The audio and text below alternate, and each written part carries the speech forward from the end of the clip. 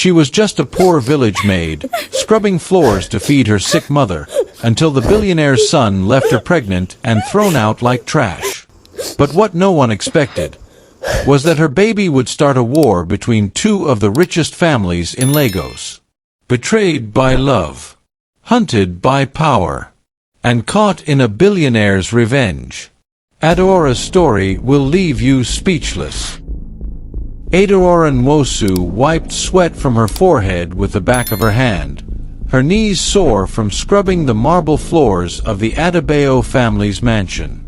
At 23, she had left her small village in Enugu to work as a maid in Lagos, hoping to earn enough money to care for her sick mother and younger siblings. But now, 6 months into the job, her biggest fear was growing inside her, a baby. The Adebayo mansion in Ikoyi was like a palace. Gold chandeliers hung from high ceilings, and the walls were covered with paintings of the family's ancestors. Madame Kemi Adebayo, the matriarch, was a woman with a sharp tongue and sharper eyes, who ruled her household like a queen in Nollywood drama. She wore expensive dresses and diamond earrings that sparkled like stars.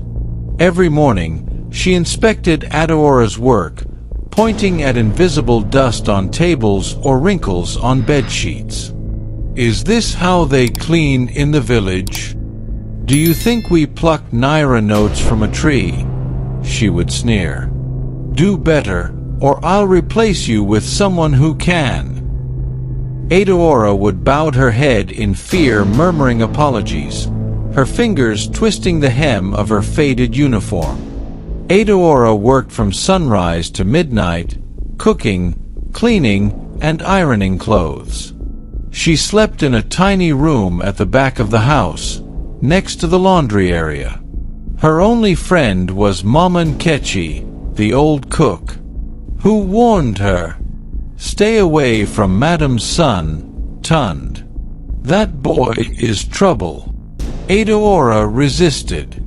She'd heard stories of housemaids dismissed for tempting the master's sons. But Tund Adebayo was hard to avoid. Madame Kemi's only son was tall, handsome, and wild. He drove fast cars, partied all night, and laughed loudly. He noticed Adaora one evening as she swept the courtyard. "Hey, beautiful," he said, leaning against a pillar. "Why are you always working? Come talk to me." Adaora kept her eyes down. "I have to finish sweeping, sir." Tund smirked. "Sir?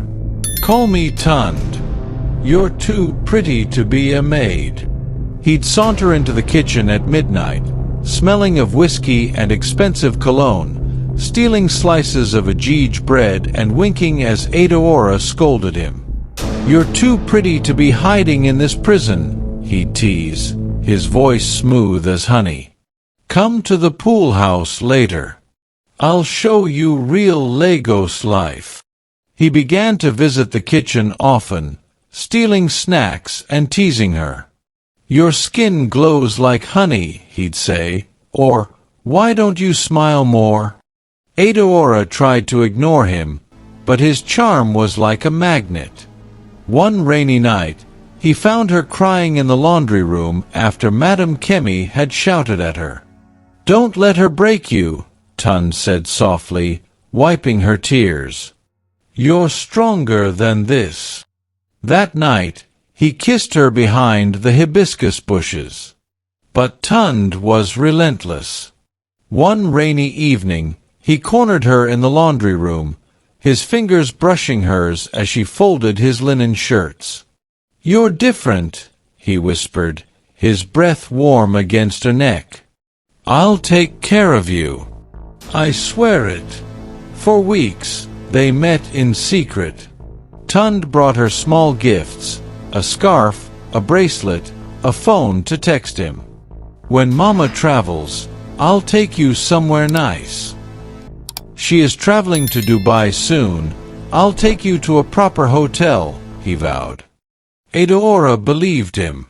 She dreamed of a future together, far from the mansion.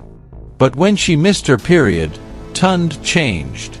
His texts turned cold. "Don't be ridiculous. You're lying," he said coldly when she told him. "How do I know it's mine? You probably sleep with the driver or even the gateman too."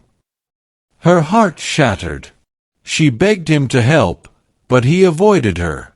Then, panic clawed at her throat.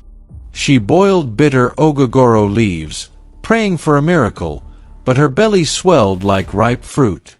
One morning, as she washed dishes, nausea hit her. She vomited into the sink. Madame Kemi's shadow fell over her as she walked in. The woman's eyes turned to fire.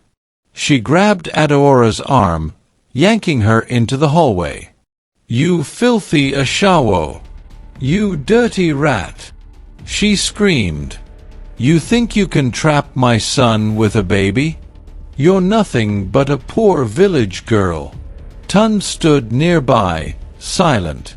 His mother slapped Edaora so hard, her ear rang. "Pack your things and get out." Edaora fell to her knees, pleading, "Please, madam, I have nowhere to go." Madame Kemi threw a torn nylon bag at her. "If you ever speak of this, I'll make sure your family suffers. Now leave." The gatekeeper, an old man with kind eyes, slipped her a 500 naira note as she stumbled out. "God go with you," he whispered. Edaora wandered the streets of Lagos, her uniform dirty, her belly aching. The city was loud and chaotic, cars honking, traders shouting, sweat sticking to her skin. She sat under a bridge, clutching her stomach, tears mixing with the rain. A homeless woman shared roasted corn with her. "Lagos eats the weak," the woman said. "But you'll survive." That night, Edaora slept on a wooden bench at a bus stop, her mind racing. "What will I do? How will I feed my baby?" She had no idea her life was about to change forever. 6 months later, Edaora sat under the blazing Lagos sun, her swollen feet propped on a cracked plastic stool. The smell of roasted plantains and burning charcoal filled the air as she fanned herself with a piece of cardboard. Her stall in Surulere Market was small, just a wooden table and a rusty umbrella, but it was all she had. "2 plantains, sister," a customer barked, tossing naira notes on the table. Edaora forced a smile, slicing the golden fruit with shaking hands. Her baby kicked sharply, as if protesting the heat. "I'm sorry, little one," she thought. "This is all Mama can give you." At night, she slept in a cramped room with 5 other women, their snores mixing with the honking of Okada bikes outside. Her bed was a foam mat on the floor, and her only comfort was the tiny baby scan photo tucked inside her Bible. Sometimes she'd press her hand to her belly and whisper, "We'll be okay. God hasn't forgotten us." But God felt far away on the day the rain came. A storm drowned the market, turning the dirt roads to rivers. Edaora's umbrella flew away, and her plantains soaked in muddy water. She crouched under a leaking canopy, her threadless dress clinging to her round stomach. A group of men nearby laughed, pointing at her. "See this one. No man abandon her, now she day suffer," one mocked. Edaora's eyes burned, but she refused to cry. Madame Kemi's voice echoed in her head. "You're nothing." The next afternoon, a sleek black Range Rover with tinted windows pulled up beside her stall. Edaora tensed. Rich people never stopped here. The driver, a man in a crisp white agbada, stepped out. His face was hard, like a stone statue, but his eyes locked onto hers. "You're Edaora Nwosu," he said. "Not a question. A fact." She gripped her peeling knife. "Who are you?" "Emeka Okoye." The name hit her like thunder. Everyone knew Emeka Okoye as the billionaire they called the Lion of Lekki. His face was on billboards, his voice on the radio. They said he owned half of Lagos and hated the Adebayos like poison. "The Adebayos threw you away," Emeka said, his voice low. "But I can lift you up. Marry me." Adaora laughed, a bitter sound. "Marry you? I'm nobody. Why would a big man like you want me?" Emeka moved closer, his shadow swallowing her stall. "The Adebayos destroyed my father. They took his land, his dignity, his life." For a second, pain flashed in his eyes. "I want them to watch their sons, trash, become my queen.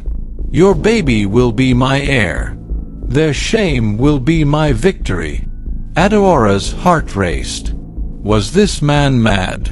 You want to use me for revenge? "And I'll use my money to protect you," he said firmly. He pulled out a velvet box. Inside was a gold ring, thick enough to feed her village for a year. "Say yes, and tomorrow you'll sleep in a mansion. Your child will never taste hunger." Adaora stared at the ring. Memories flashed. Madame Kemi's slap, Tun's cold laugh, the homeless woman's roasted corn. She touched her belly. What choice did she have? "What if I say no?" she whispered. Emeka's jaw tightened.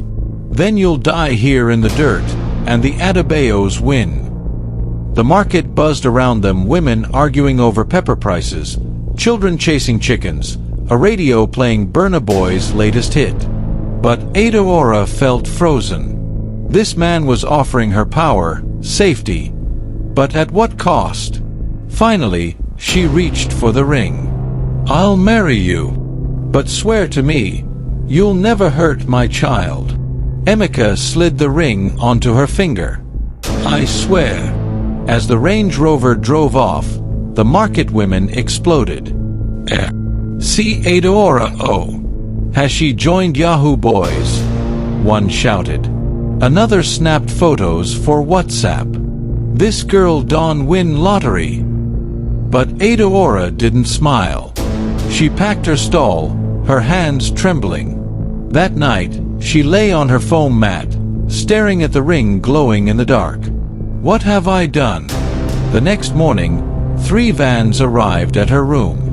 Men in suits carried her belongings, what little she had, into the vehicles. Emeka's driver handed her a phone. "Oga said to call your family. Tell them you're safe." When Adaora dialed her village, her mother's voice crackled through. "Adaora, a man sent us money, bags of rice, a generator. He said you're getting married." Tears spilled down Adaora's cheeks. "Mama, God has answered our prayers," her mother cried. As the car sped toward Banana Island, Adaora watched Lagos blur past the rusty kiosks, the glittering banks, the endless hustle. Soon, she'd wear lace and gold. Soon, the Adebayos would know her name. But as Emeka's mansion rose ahead, gates shining like a castle, Adaora whispered to her baby, "We're safe now." But what is this man hiding? The gates of Emeka Okoye's Banana Island mansion swung open, revealing a world Adaora had only seen in Nollywood movies. Marble floors sparkled like ice, chandeliers dripped with crystals, and servants in crisp white uniforms bowed as she walked past. But the air smelled sterile, like money and loneliness. "Welcome home, Mrs. Okoye," Emeka said, his voice firm. He didn't smile. Adaora's heart raced as she clutched her torn nylon bag, now stuffed with the only thing she owned, a faded Bible, her baby scan photo, and the cheap phone Tund had given her. Why would a man like him marry someone like me? She wondered, staring at her gold wedding band, heavy as a shackle. That evening, servants laid out a feast: jollof rice, peppered goat, and Puff Puff on a table longer than Adora's entire village market. Emika sat at the head, eating in silence. Adora picked at her food, her baby kicking nervously. "You'll meet the press tomorrow," he finally said, wiping his hands with a gold-edged napkin. "They'll ask about the baby. Tell them it's mine. Smile like you mean it." Adora's throat tightened. "And after the baby comes? What then?" Emika's eyes flickered, cold as the chandeliers. "You'll stay. For appearances." She wanted to scream. Was this her life now? A prisoner in a golden cage? The next morning, photographers swarmed the mansion gates. Emika gripped Adora's waist, his touch as warm as a Lagos traffic jam. "Look at me like you love me," he ordered. Flashbulbs exploded. Reporters shouted, "How did you two meet? Is it true you're pregnant?" Adora forced a smile, her heart pounding. But when a reporter yelled, "Are you the maid Tund Adebayo dumped?" Emika's grip turned vice-like. "Next question," he growled, steering her away. By afternoon, Instagram was on fire. At Niger Gossip Queen, breaking. Lion of Lekki weds pregnant maid. Is this a joke? Ring fire. Speech balloon comments, she's a gold digger. Adebayo's sloppy seconds. Rich men and their wala. Adora scrolled, tears blurring the screen. Emika snatched the phone. "Stop crying. Tears won't fix this." Days later, Adora wandered the mansion's garden, her belly round under a flowing Ankara gown. A voice stopped her. "Adora!" Tun stood hidden behind hibiscus bushes, his Gucci shirt crumpled, eyes bloodshot. "I'm sorry," he begged. "I didn't know Mama would throw you out. Come back to me, I love you." Adora froze. Love. This man left her to rot in the streets. "Go away," she whispered.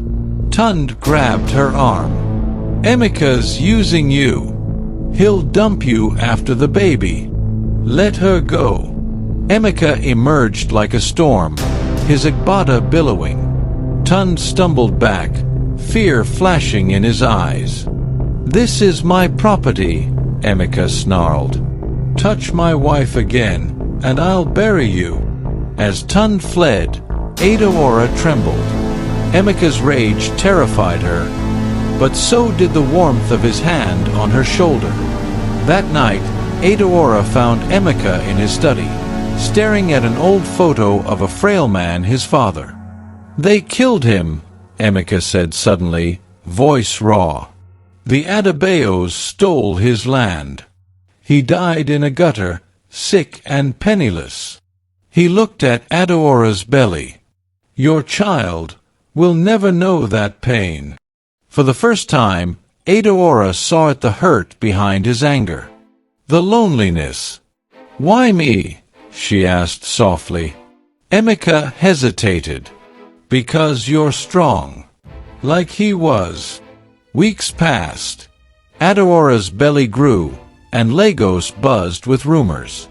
At a glamorous party, Madame Kemi Adebayo cornered her, dripping in diamonds and spite. "You think you've won?" Madame hissed. "That man will destroy you. And when he does, I'll be there to laugh." Adora's hands shook, but she lifted her chin. "I'm not the girl you threw out anymore." As she walked away, heads turned. Whispers followed. "Is that the maid? She's glowing." But later, alone in her room, Adora broke down. Who was she fooling? She was just a pawn in a rich man's game. At 3 a.m., pain ripped through Adora's body. Her water broke, soaking the silk bedsheets. "Emika!" she screamed. He burst in, barefoot and panicked, a side of him she'd never seen. "The baby's coming. Now." As servants scrambled, Emeka carried her to the car, his arms trembling. "Stay alive," he muttered, more plea than command. "Both of you, stay alive." The private hospital room smelled of antiseptic and fear. Adeora screamed as another contraction tore through her body, her nails digging into the hospital sheets. Sweat poured down her face like the Lagos rain outside the window. "Push, madam! Push!" the midwife shouted in pidgin English. Emeka stood frozen in the corner, his usually perfect agbada wrinkled, his eyes wide with terror. This was the mighty lion of Lekki, but right now he looked like a scared boy. "Where are the doctors? I paid for the best," he roared at the nurses. One nurse rolled her eyes. "Oga, childbirth no be by money. Na by God grace." Another pain hit Adeora like a Danfo bus. She screamed Tun's name without thinking. The room went silent. Emeka's face turned to stone. The Adebayo mansion in Ikoyi was in chaos. Madame Kemi paced her gold-plated sitting room, breaking her long fingernails as she gripped her phone. "Tund, have you seen today's papers? That wretched Maid is all over Instagram with Okoye. They're calling her the new queen of Lagos." Tund gulped his whiskey, his hands shaking. "Mama, Emeka is doing this to shame us. Our contracts in Port Harcourt are failing. Our friends are avoiding us." Madame Kemi threw her crystal glass against the wall. It shattered like their reputation. "We need to strike back. That girl is still carrying your child." "One more push, Mrs. Okoye," the doctor urged. Adeora pushed with all her strength, then heard the most beautiful sound, her baby's first cry. "It's a girl," the nurse announced, wrapping the tiny bundle in expensive white lace Emeka had imported from Paris.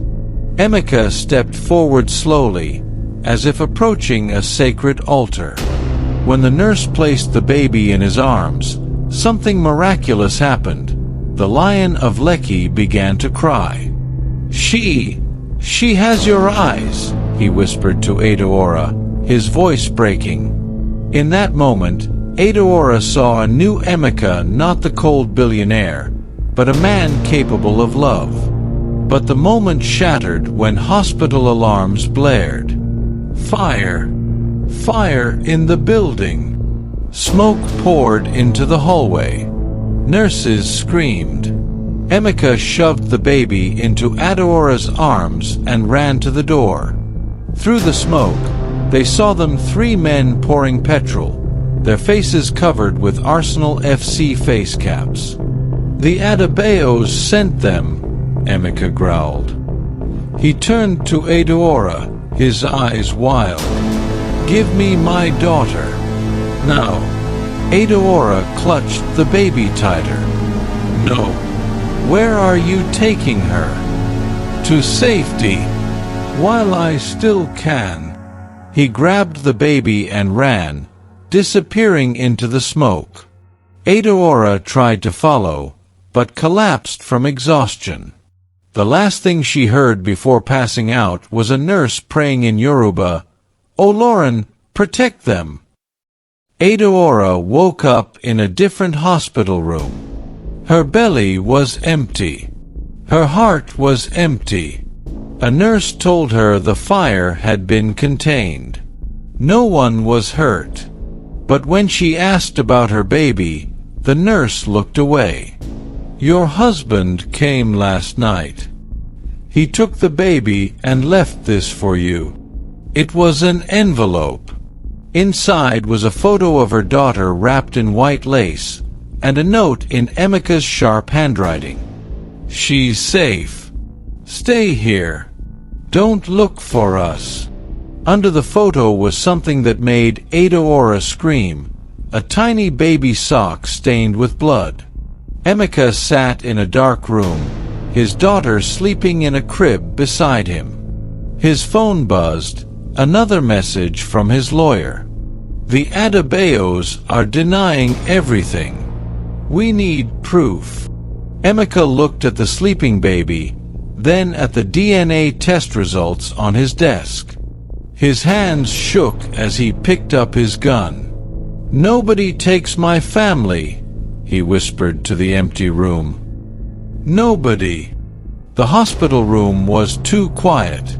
Adeora sat on the edge of the bed, staring at the blood-stained baby sock in her hands. Her body still ached from childbirth, but the pain in her heart was worse. The nurses had told her Emeka took their daughter away in the middle of the night. "Don't look for us," his note said. But how could she not? Adeora stood outside Emeka's mansion, her cheap flip-flops sinking into the perfect green grass. The guards at the gate crossed their arms when they saw her. "Oga said you're not allowed inside," one said, not meeting her eyes. Adeora's hands shook. She had just given birth, walked out of the hospital alone, taken 3 buses across Lagos with stitches still between her legs, and they thought a gate would stop her? "Tell Emeka if he doesn't bring me my baby in 5 minutes," she said quietly, "I will burn this house down with my bare hands." The guards laughed. Then they saw her eyes. One ran inside. Emeka sat in his dark study, baby Grace sleeping in a gold-plated crib beside him. His phone buzzed, another death threat from the Adebayos. "Sir." A guard burst in, panting. "Your wife is outside. She looks different." Emeka sighed. "Give her money and send her away." Then the windows shattered. Adeora stood in the garden, having thrown a brick through the glass.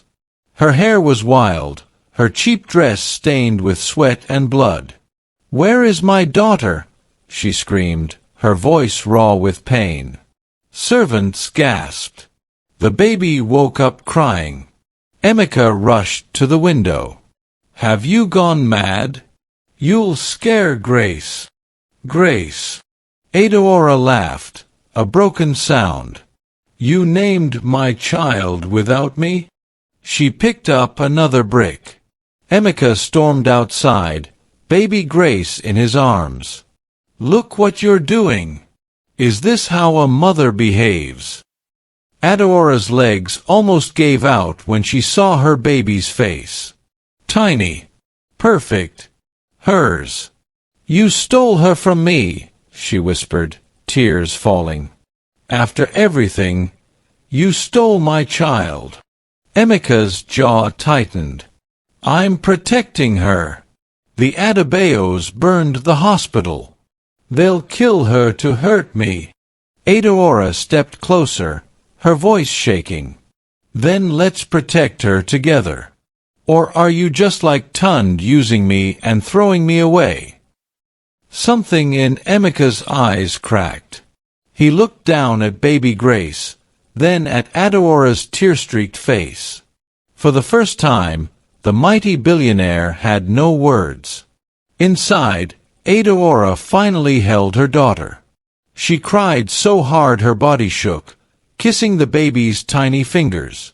Emeka stood far away, watching. "I got the DNA results," he said quietly. "She's..." Adeora's head snapped up. "What?" "The test says Tund is the father." Emeka's voice was hollow. "All this revenge. And I was raising an Adebayo." Adeora's heart stopped. She looked at baby Grace. Her nose was exactly like Tund's. Silence filled the room. Then Emeka did something shocking. He knelt before Adeora. "Keep the money.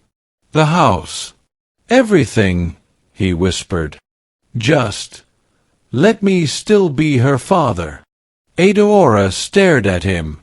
The man who married her for revenge, who stole her child, was now begging to stay. Outside, thunder rumbled over Lagos. A storm was coming. Meanwhile, little baby Grace will be kidnapped. There are many things to unfold. The storm outside Emika's mansion matched the tempest in Adeora's heart. Rain lashed against the broken windows as she clutched baby Grace to her chest, her mind burning with rage. Emika still knelt before her, his designer clothes soaked from the rain blowing inside. "Say something," he begged. Adeora looked down at the man who had stolen her child, married her for revenge, and lied about everything. The man who was now pleading with tears in his eyes. She made her decision. 3 hours earlier in Adebayo's mansion, Madame Kemi paced her marble floors, her phone pressed to her ear. "What do you mean the child is yours? Tund, get home now." Tund stumbled in, smelling of whiskey and cheap perfume. "Mama, why you dey shout? A slap. You let that village girl carry your heir? Now Emika Okoye has our grandchild." Madame Kemi's eyes gleamed with a new plan. "We're going to war. Back at Emika's house." Adeora finally spoke. "Get up." Emika rose slowly, water dripping from his beard. The baby between them gurgled innocently. "You want to be her father?" Adeora's voice shook. "Then prove it. The Adebayos will come for her." As if summoned, all the lights in the mansion went out. A voice echoed through the darkness. "We know you have our blood in that house, Okoye." Tund. Emika moved like lightning, pushing Adeora behind him, pulling a gun from his agbada. Guards. Silence. Then gunshots. Shadows moved through the house. Adeora ran with grace, her bare feet slipping on wet marble. A hand grabbed her hair. "Hello, honey," Tund sneered, his breath reeking of alcohol. "Miss me?" Adeora bit his arm until he screamed. Then she ran upstairs. But Madame Kemi waited at the top, a syringe in her manicured hand. "For the child's safety," she lied, raising the needle. A gun cocked. "Touch them and die." Emika stood at the stairs, blood dripping from his temple, aiming at Madame Kemi's heart. In the standoff, baby Grace began to cry. The sound shattered something in the room. Tund looked at his daughter for the first time, really looked. His cocky smirk faded. "She has Mama's nose." Madame Kemi's syringe hand trembled. Adeora saw her chance. "You want revenge on Emika? Take me. Let Grace stay with her father." She emphasized the word, staring straight at Emika. The billionaire's gun didn't waver, but his eyes did. "No deals. This ends tonight." Then, crash. Police sirens wailed as armed officers stormed the house. But it wasn't the Adebayos they handcuffed, it was Emika. "Emika Okoye," an inspector announced. "You're under arrest for illegal firearms and attempted murder." Madame Kemi smiled sweetly. "We called them hours ago." As they dragged Emika away, he locked eyes with Adeora. "Protect our daughter," he mouthed. 1 week later, the new papers screamed. Billionaire Okoye in jail. Pregnant Maid disappears with Adebayo heir. But in a small Lagos church, a priest handed Adeora new passports. Emika's lawyer arranged this. "You and Grace start fresh in Canada tomorrow." Adeora looked at the baby in her arms and the second ticket in her hand. Would she use it? Then her phone buzzed. An unknown number. The lion always escapes his cage. "Wait for me." The plane to Canada would leave in 6 hours.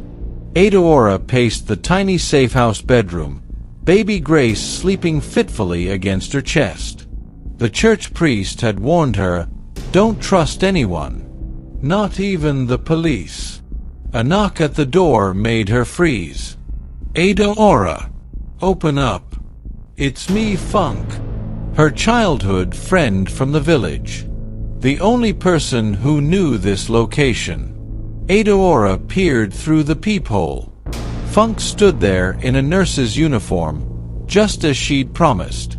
But something was wrong. Funk never wore gold earrings. Kirikiri prison the same night. Emeka sat in his cell, his agbada now replaced with prison orange. The inmates had learned quickly not to touch the Lion of Lekki, not after he'd broken the first attacker's arm. A guard slipped him a burner phone. "Your lawyer called." Emeka dialed. His head guard's panicked voice came through. "Oga, they found Adaora's hideout. Madam Kemi paid her friend to." The phone clattered to the floor. Adaora opened the door. "Funk, thank God you're—" Three armed men burst in behind her friend, grabbing Adaora's arms. Madam Kemi stepped through, smiling like a python. "You didn't think I'd let you steal my grandchild, did you?" She reached for baby Grace. "Tund may be useless, but this girl is Adebayo blood." Adaora fought like a wildcat, biting, scratching, until a needle plunged into her neck. The last thing she saw was Funk pocketing a wad of Naira notes.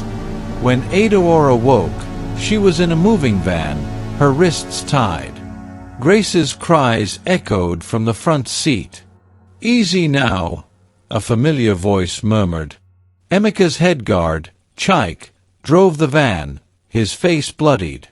"We got your baby back. But Madam Kemi's boys are chasing us." Gunshots rang out. The van swerved.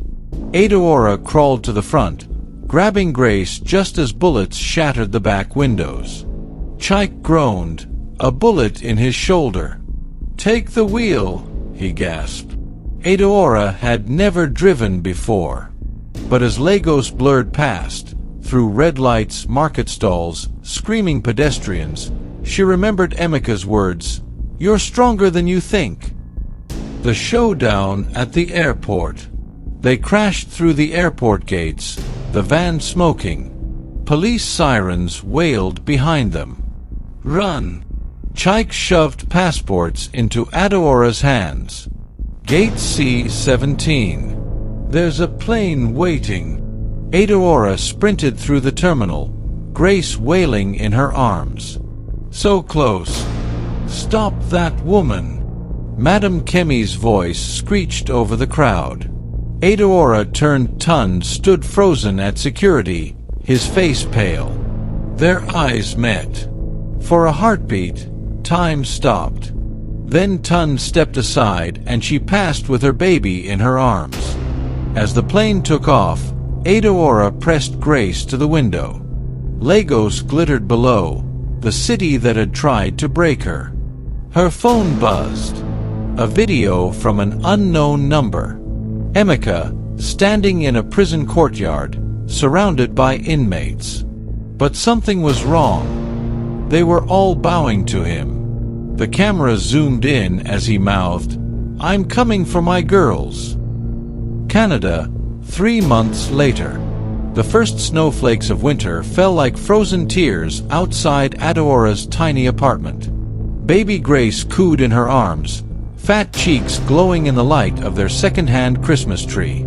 The Canadian government called them protected witnesses. Adaora called it survival. A knock at the door. Not the soft tap of her neighbor, Mrs. Kowalski. This was the heavy knock of someone used to being obeyed.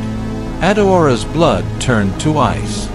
She peeked through the chain lock and saw a figure draped in shadows, snow dusting broad shoulders she'd know anywhere. "You changed your hair," rumbled the voice that haunted her dreams. Emeka. Flashback inside Kirikiri prison. The night Lagos burned. Emeka stood in the prison yard, watching his men scale the walls with smuggled ropes. Gunfire echoed as guards, conveniently, looked away, their pockets heavy with Okoye money. "Oga, the plane to Canada is ready," his lawyer whispered. Emeka didn't move. His knuckles were still raw from punching through Funk's pretty face when they'd found her. The traitor had confessed everything: Madame Kemi's plans, the secret bank accounts, even Tun's drunken regrets. "Tell me again," Emeka had growled, "where my wife is." Now, staring at the full moon, he made a vow: no more games. The reunion. Adaora didn't unlock the door. "How did you find us?" Emeka's chuckle was dark. "You used the credit card I gave you once, at a baby store in Toronto." He pressed a palm against the wood. "I told you I'd come." Grace squealed at his voice, tiny hands reaching. That broke her. The door opened. Emeka looked different. Harder. A new scar cut through his eyebrow. His Canada Goose jacket couldn't hide the prison tattoos peeking from his collar. But when he saw Grace, his tough mask shattered. "My princess," he whispered, taking her with trembling hands. Adaora expected rage. Demands. Instead, Emeka knelt before her like a sinner in church. "I failed you," he said, voice rough. "But if you let me stay, I'll spend my life making it right." Outside, snow swirled like confetti. Inside, Adaora's heart pounded. Then another knock. Tun stood there, shivering in a thin leather jacket. His eyes went straight to Grace. "I had to see her." Emeka moved like lightning, shoving Tund against the wall. "You sent your mother's dogs after them." "No. I helped them escape." Tund gasped. "I'm done with Mama's wars. I just want to know my daughter." Adaora watched the two men, the father of her child and the man who'd fought for them both. Grace's giggle broke the tension. Emeka stepped back first. "Her name is Grace Okoye." Tun's face fell. Then he nodded. "I brought passports. Madame Kemi hired Interpol. They're coming." Sirens wailed in the distance. Adaora packed in 30 seconds flat. Emeka strapped Grace into a carrier, his hands steady despite the chaos. "2 exits," he said, "all business now. Tund takes you south to the safe house. I'll lead them away." Adaora froze. "You just got here." Emeka cupped her face. "This is what love does. It stays, even when it leaves." Tund cleared his throat. "There's another way. I testify against Mama. The courts will protect Grace." The men locked eyes, a silent truce forming. Outside, car doors slammed. Adaora made her choice. 1 year later, the courtroom erupted as Madame Kemi was sentenced to 25 years. Tund, now sober, held Grace on his lap as she clapped. Reporters mobbed Emeka outside. "Is it true you're rebuilding Okoye Group with Adebayo's son?" He ignored them, striding toward Adaora. In his pocket a new ring. "Not gold. Platinum. Ready to really marry me this time," he whispered. "No revenge. Just us." Grace grabbed Adaora's hand, babbling, "Dada. Mama." As snowflakes danced around their little family, Adaora finally smiled. "Yes. Thank you for watching. Please subscribe to my channel."